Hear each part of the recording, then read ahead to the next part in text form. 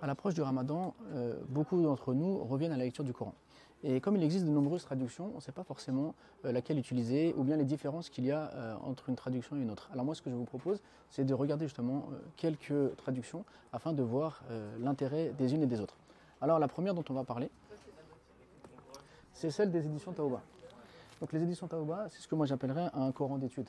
C'est-à-dire que ce n'est pas une simple traduction, c'est une traduction qui est agrémentée. En fait, ce qui s'est passé, c'est que donc le traducteur des éditions Taouba a voulu traduire le Tafsir ibn Kathir. Une fois qu'il a traduit le Tafsir ibn Kathir, il s'est rendu compte que finalement, il avait aussi traduit le Coran. Donc il a décidé d'éditer le Coran. Quand il a édité le Coran, il a voulu en faire en fait une traduction commentée. Donc moi j'appelle ça un Coran d'étude. C'est-à-dire vraiment, c'est pas forcément pour une lecture de méditation, mais c'est pour une lecture d'approfondissement où on cherche à approfondir l'essence. Et en fait, cette traduction du Coran, c'est un résumé du Tafsir ibn Kathir. C'est pour ça que vous voyez beaucoup de notes. En fait, tout au long de votre lecture, vous allez à chaque fois avoir donc différentes notes qui vont vous permettre d'approfondir vos connaissances en se basant justement sur le Tafsir ibn Kathir. Donc voilà, ici vous avez une traduction qui est pour moi donc un Coran d'étude, c'est-à-dire pour une personne qui veut analyser, qui veut rentrer dans les détails, avec en assistance, on va dire, le résumé donc, du Tafsir ibn Kathir. Ça, c'est pour le Coran connu des éditions Taouba. Ensuite, vous avez donc le Coran traduit par les éditions El-Beïna, donc traduit par Rachid Maash. Alors il faut savoir que la spécificité de Rachid Maash, c'est qu'il a fait une école de journalisme en France, donc il a une maîtrise du français, de la syntaxe, etc., de très bon niveau. Ensuite, il a prolongé ses études à Médine, où il s'est spécialisé dans les sciences du Coran, donc il maîtrise la langue arabe, il maîtrise, on va dire, la théologie musulmane, et surtout l'exégèse coranique. Et ce qu'il a voulu faire, c'est qu'il a voulu faire une traduction qui sorte du lot, dans le sens qu'elle soit esthétique. Parce que souvent, les traductions sont soit très littérales, soit avec beaucoup de notes, mais on passe des fois à côté de la beauté du Coran qu'on a dans le Coran lorsqu'on le lit en langue arabe. Eh bien, ce qui est intéressant dans cette traduction, c'est qu'il a respecté bien sûr les exégèses, donc il s'est basé sur les exégèses coraniques, mais il a fait en sorte donc de trouver les beaux mots à chaque fois pour justement traduire le Coran. Ce qui fait qu'à titre d'exemple, des fois il respecte même la rime. Donc regardez par exemple pour cette sourate Al-Ma'un, donc le soutien. Donc Bismillahir-Rahmanir-Rahim. As-tu vu celui qui traite le jugement dernier de mensonge? C'est celui-là même qui repousse sans ménagement l'orphelin et n'incite pas les autres à nourrir celui qui est dans le besoin. Malheur donc à ceux qui accomplissent la prière, sans accorder aucune importance à cette dernière, agissant par pure retentation sans être sincères, et refusent le moindre soutien à leur prochain. Donc vous voyez, c'est-à-dire que lorsque vous allez lire le Coran, c'est beau en fait. Et pour le Ramadan, pour moi, c'est vraiment cette traduction qu'il faut privilégier.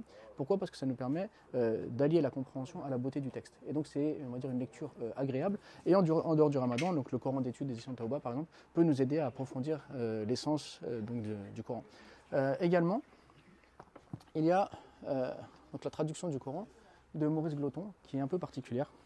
Parce qu'en fait, il s'appuie sur beaucoup de commentaires spirituels, donc c'est une autre approche, mais surtout en fait, il ne traduit pas forcément mot à mot, ou il ne cherche pas forcément le sens conforme aux exégèses. Lui, ce qu'il va regarder, c'est le sens du mot dans la langue arabe. Ce qui fait que ça va, pour les personnes qui sont passionnées par la langue arabe, qui aiment rentrer dans la profondeur des mots pour comprendre l'étymologie du mot, eh bien ça va leur permettre d'avoir, on va dire, une autre vision du texte coranique et de rentrer dans des détails qui ne sont pas abordés dans les autres traductions. Puisque là, vraiment, lui, ce qu'il nous propose, c'est presque une analyse grammaticale en fait de chaque mot, et sa traduction est basée à chaque fois sur l'étymologie du mot. Ce qui fait que des fois, ça lui fait prendre des choix de traduction qui sont complètement différents de ce qu'on a l'habitude de voir, mais bien sûr, à chaque fois, il le justifie. Il explique pourquoi est-ce qu'il a fait ce choix.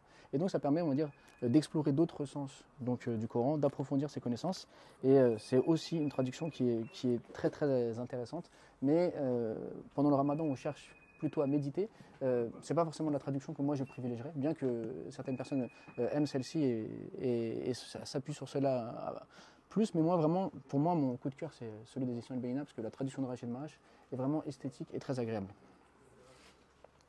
Et pour finir, donc il y a la traduction des éditions Tawhid, qui est pareil, vraiment bien agrémentée, un très bon niveau de français, bien sûr conforme aux exégèses. Et on va dire que la différence entre celle-ci peut-être et celle des éditions El-Beïna, c'est que le niveau de français est peut-être un peu plus soutenu, mais il reste qu'au niveau esthétique, ça reste aussi une très bonne qualité de traduction qui est très agréable à lire, avec beaucoup de notes et surtout une longue introduction qui permet de comprendre le Coran, comment il a été révélé et tout ce qu'on doit connaître au sujet donc, du Coran.